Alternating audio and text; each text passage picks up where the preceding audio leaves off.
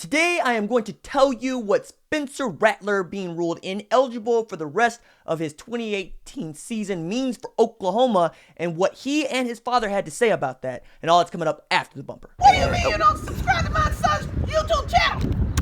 Mama, no! Just snap the damn ball, RJ. What's up, kinfolk? It's RJ Young. I am not on a step mill. Considering the like and subscribe button because I upload a video every single day. It's always OU related, college football related, sports related. We have a good time. And today, as you can see, there is no live stream because right now I'm an hour from going on at the B.S. Roberts Room in North Hall at OSU Tulsa to talk about my book, Let It Bang. If you have not purchased it, please go ahead and do that. Folks are really enjoying the audiobook. They're really enjoying the ebook. We are the #1 new release in both of those categories, but I'm a hardback fan. I like hardback books. I would appreciate it if you bought the hardback book as well. It's a really big deal for me. It's something I've been working on for 2 solid years.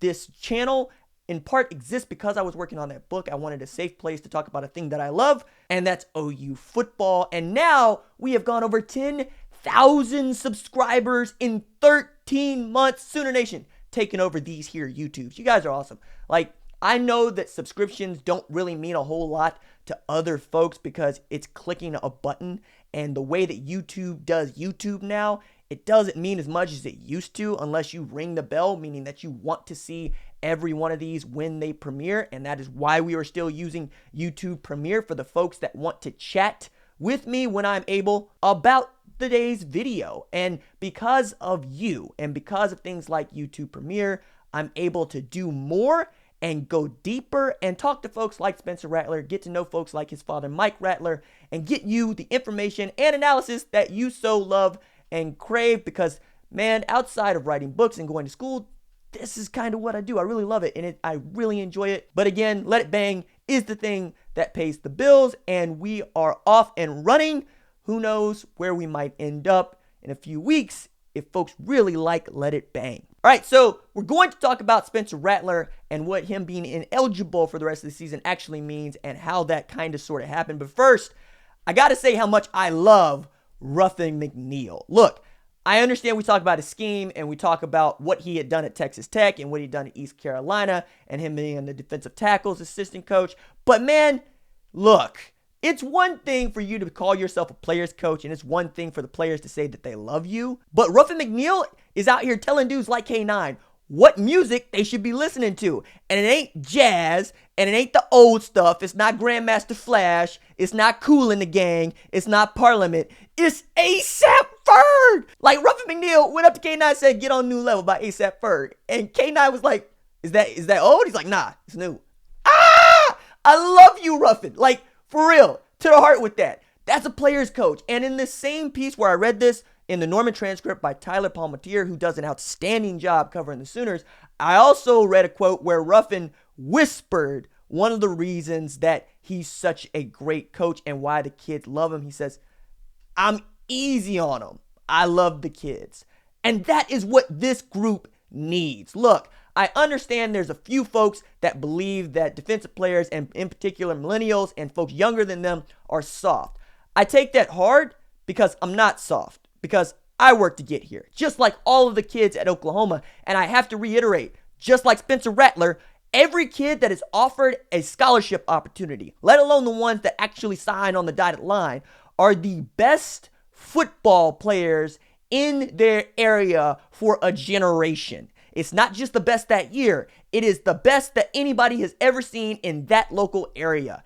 And you don't get to go around telling kids like that they're playing soft and expect them to take you seriously. I mean, you can say it. We all say stuff. Jim Traber says stuff.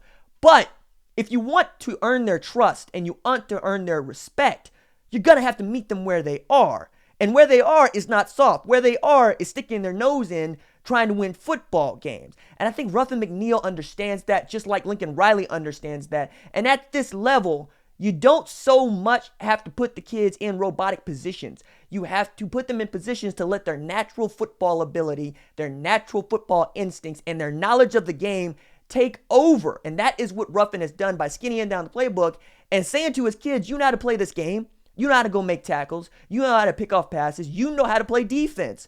Go do what you love. Not go do what I said, go do what you love. And playing football is what these kids love, just as I love to watch them playing football. And that's why I'm here. And the passion comes through here just like it comes through on a football field. Yes, they make mistakes. Yes, we get irritated with the mistakes that they make, but nobody's out there just trying to screw up. And that's another thing that I think Ruffin takes to the heart. He wants to know why the mistakes were made. He wants to help them learn from them and put them in positions to succeed and watch them become the best college football players they could be. And that is why I'm down with Ruffin McNeil. If he's defense coordinator going forward, I'm going to be down with him too. I hope that he stays on the staff either way. I love having a guy on the staff like that everybody agrees is here for me. Now, as to the news related to Spencer Rattler, what had happened was Spencer Rattler was slated to go on ESPNU and then he wasn't there and folks wanted to know why. And last night, Arizona Republic reported that Spencer Rattler had been ruled ineligible for the remainder of his high school football career for a stupid rule violation at the school. When I talked to Spencer and Mike, they didn't want to go into detail about what that was. They just wanted everyone to know it's fine, we're fine. He wanted everyone to know the worst part about all of this is that Spencer will not be able to lead his team to a state title, but everything is on track for him coming to Oklahoma. He is still planning to sign his letter of intent on December 19th during the early signing period, and he still intends to enroll in June. He will not enroll early. There are just too many hurdles for him to overcome to get here in January, and we can all understand that. I also think that it is interesting to note that Lincoln Riley knows about this. It's not something that he's concerned about, and for that reason, I don't think that you or I should be concerned about it, especially in talking to Mike Rattler. He sounded like a level-headed dad who was just disappointed in something that his kid did and wanted to reiterate that his kid is amazing. And I know this. Spencer is an outstanding person. He's a 3.8 GPA student. He doesn't get into trouble. As a matter of fact, Mike was actually giddy about this being the one thing that happened to his son. 18 years of Mike Rattler raising Spencer Rattler, and he hasn't had any such an incident. And for this thing, he just kind of rolled his eyes at it. It was like, okay, I guess this is the thing, and it hurts because he's not going to be able to play the remainder of the season. But he's in school, he is on the team, he participates with the team, he is going to coach up the backup quarterback to be the starter and help them win a state championship. But more than anything else, it just hurts that he can't play football again till he gets to Oklahoma. But remember, this is an Elite 11 MVP. This is the #1 quarterback recruit in the entire country. And this is a guy Netflix is making a documentary about in QB1. Now the question becomes, is he going to be able to compete for the starting job in 2019, especially after what we've seen from freshman quarterbacks across college football? I wouldn't rule it out, but I also would expect him to redshirt. I know there's some of y'all that think that Kyler Murray is going to come back because he's having this stupid, awesome, phenomenal season.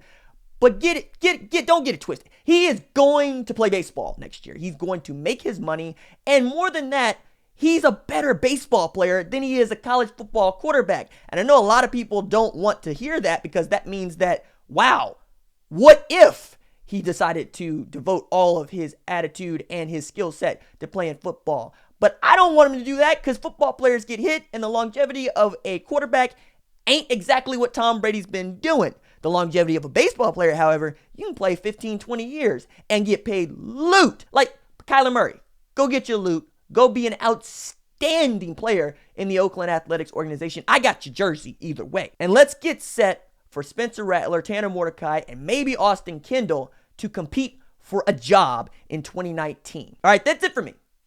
Deuces.